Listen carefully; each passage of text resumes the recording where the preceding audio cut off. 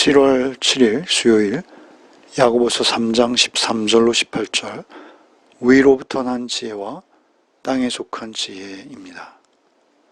이스라엘의 왕 솔로몬이 하나님께 지혜를 구한 지 천여 년이 흐른 후 야고보라는 이름의 또 다른 다윗의 자손이 앞서서 이렇게 기도한 것을 우리는 함께 나눈 적이 있죠. 야고보서 1장 5절 너희 중에 누구든지 지혜가 부족하거든 모든 사람에게 후히 주시고 꾸짖지 아니하시는 하나님께 구하라 그리하면 주시리라. 우리가 솔로몬의 잠언에서 서두에 나오는 어리석은 여자와 지혜로운 여자를 만난 적이 있습니다. 야고보는 야고보서 3장 18절로 18절에서 이제는 직접 지혜로운 자와 어리석은 자를 비교하고 있습니다.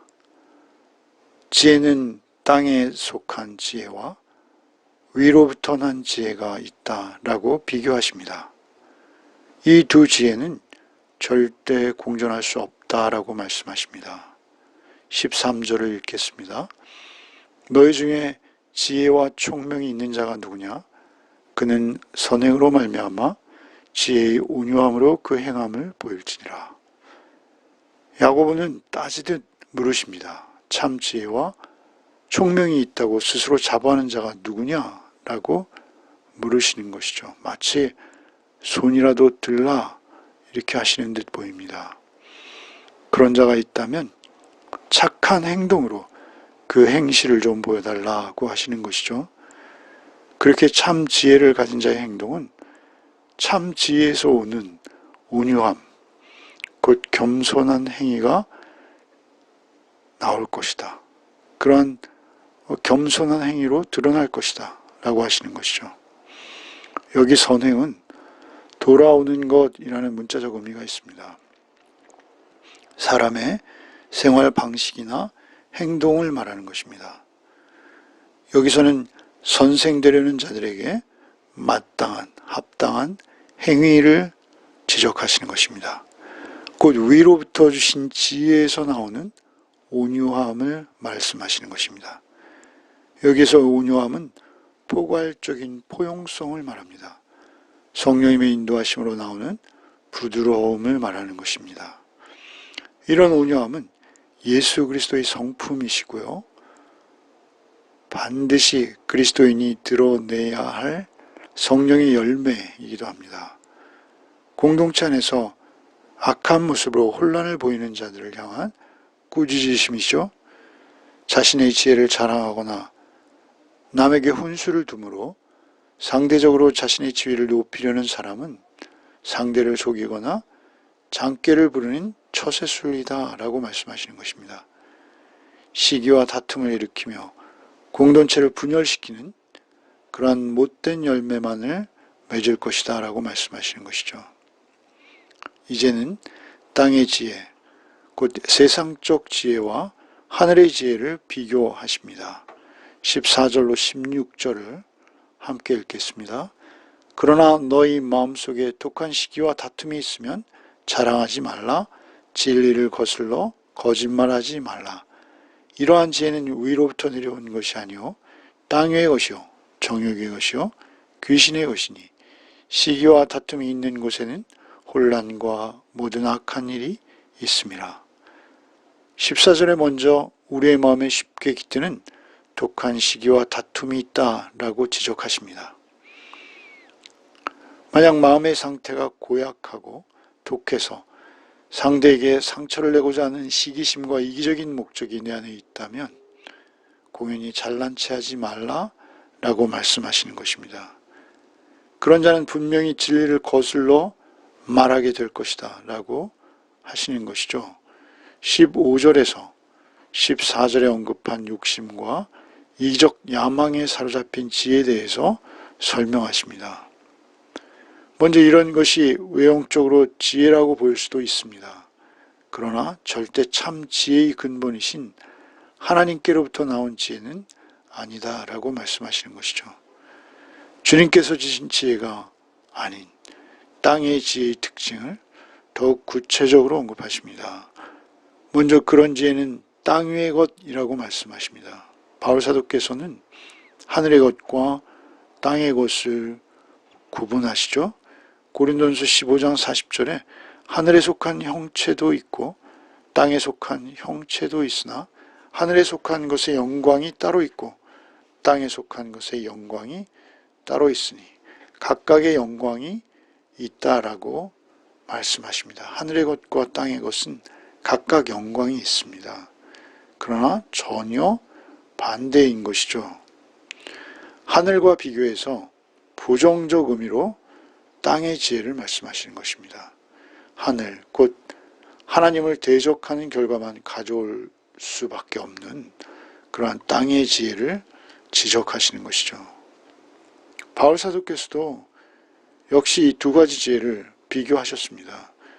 고린도전서 1장 20절 지혜 있는 자가 어디 있느냐, 선비가 어디 있느냐, 이 세대의 변론가가 어디 있느냐, 하나님께서 이 세상의 지혜를 미련하게 하신 것이 아니냐. 고린도전서 2장 5절로 6절 너희 믿음이 사람의 지혜에 있지 아니하고 다만 하나님의 능력에 있게 하려 하였노라. 그러나 우리가 온전한 자들 중에서 지혜를 말하노니 이는 세상의 지혜가 아니요 또 이 세상에서 없어질 통치자들의 지혜도 아니요. 이렇게 언급하시죠. 그런가 하면 더욱이 나쁜 것은 그런 땅의 지혜는 귀신의 것이라고 말씀하십니다. 이기적인 욕망과 야망에 사로잡혀 욕심을 부리는 자는 귀신, 곧 마귀에게 그 행동과 생각을 지배받고 있다는 것이죠. 마귀에게 선동되어 있는 중이라고 하십니다.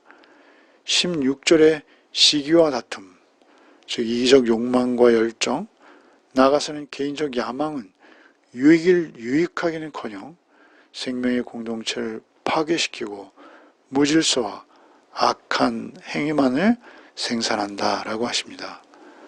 우리는 항상 스스로 살펴야 합니다. 내가 누구의 인도함을 받고 있으며 누구의 지배 아래 있는지 아는 것, 그것을 우리는 늘 유념해야 합니다. 그리고 이것을 살피는 것은 간단하며 또 쉽습니다. 과연 내 마음으로부터 시작되는 것이기에 그렇습니다. 내 마음이 혹시 이런 이기적인 열정에 붙들려 있지는 않은지, 이런 이기심은 열심을 스스로 미워하거나 포장합니다. 그래서 우리는 조심해야 합니다.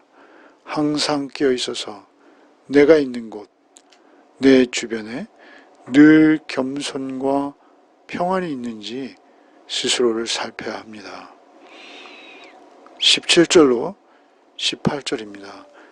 오직 위로부터 난 지혜는 첫째 성결하고 다음에 화평하고 관용하고 양순하며 긍휼과 선한 열매가 가득하고 편견과 거짓이 없나니 화평하게 하는 자들은 화평으로 심어 의의 열매를 거두느니라. 이제부터는 앞서 언급된 거짓 지혜와 대조되는 참지혜, 즉 하나님으로부터 비롯된 지혜의 특성을 말씀하십니다.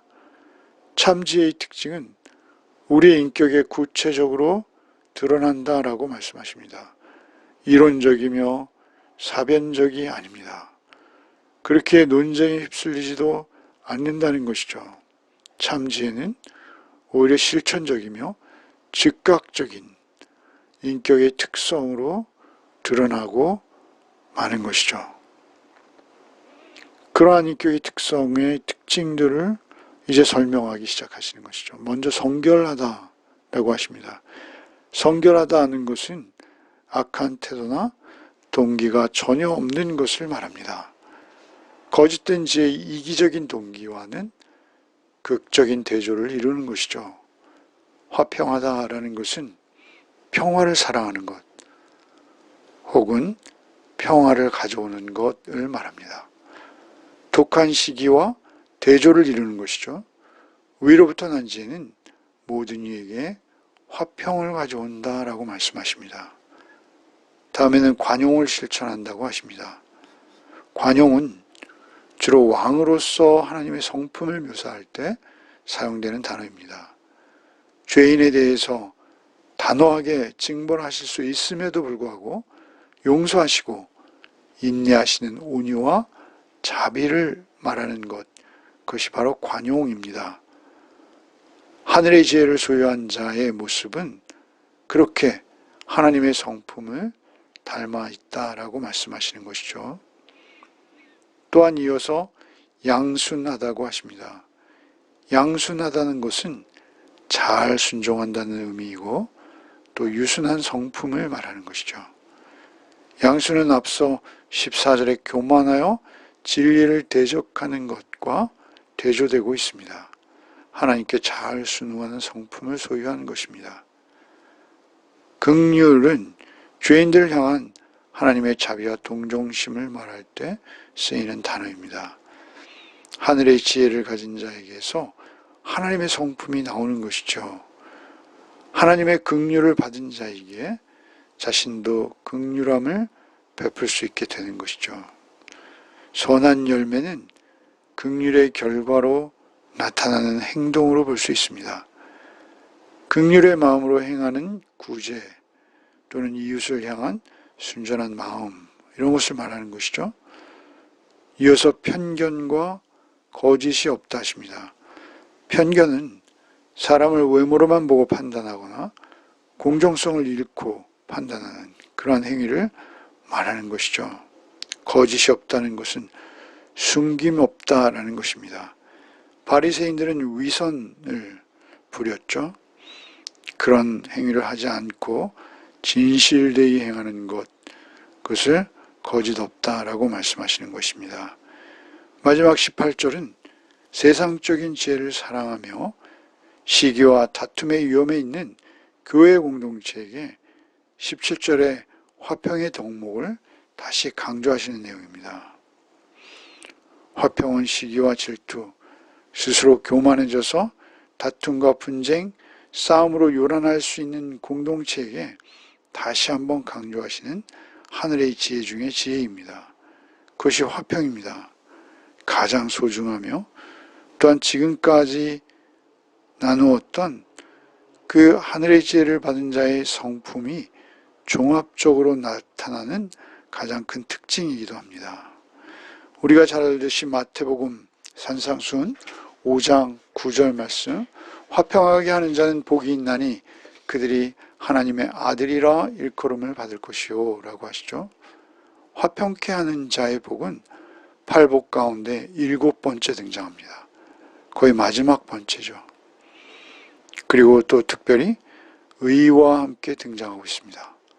화평을 심어 의를 이루는 것이라고 말씀하시죠.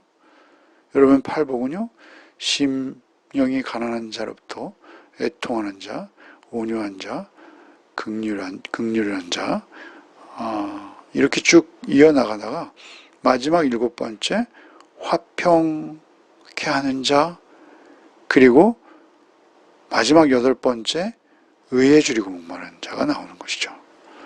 화평과 의는 같이 한 짝을 이루어 그것도 모든 인격의 마지막 부분에 등장하고 있습니다. 그것은 모든 것들을 다 아우른다라는 것입니다. 욕망과 야만으로 비롯된 무질서와 악한 행위에서 하나님의 의가 맺힐 수 없다라고 하십니다. 우리가 아무리 정통이요, 저들이 이단일지라도 우리가 저들에게 다가서는 모습이, 그 인격이 상대를 진정 염려하고 사랑하고 품어낼 수 없다면 하나님의 의를 이룰 수 없다는 것입니다.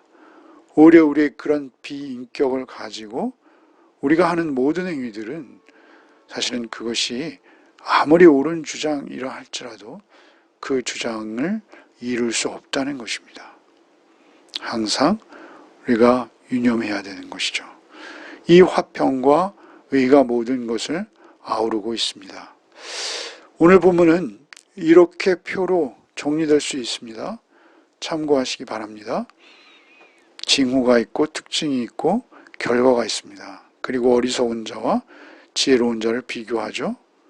어리석은 자의 징후는 독한 시기가 있고 이기적인 야망이 있습니다.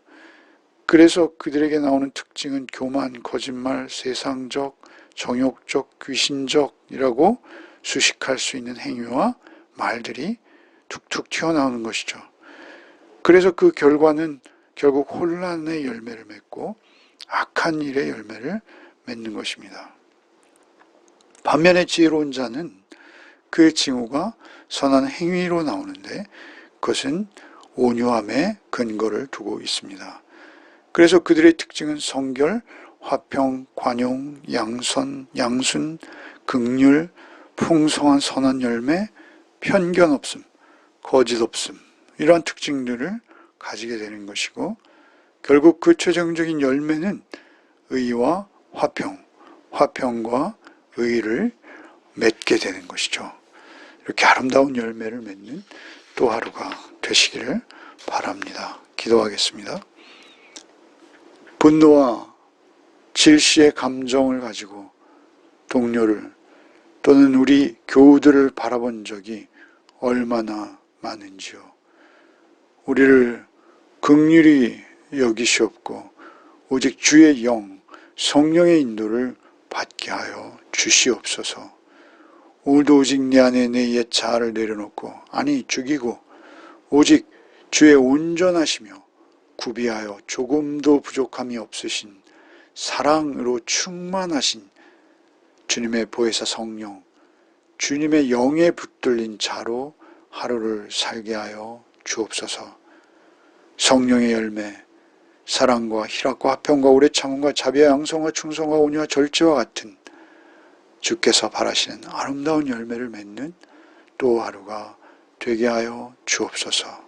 오늘도 새로운 날을 주신 감사하신 우리 구주 예수 그리스도의 이름 받들어 기도드리옵나이다. 아멘.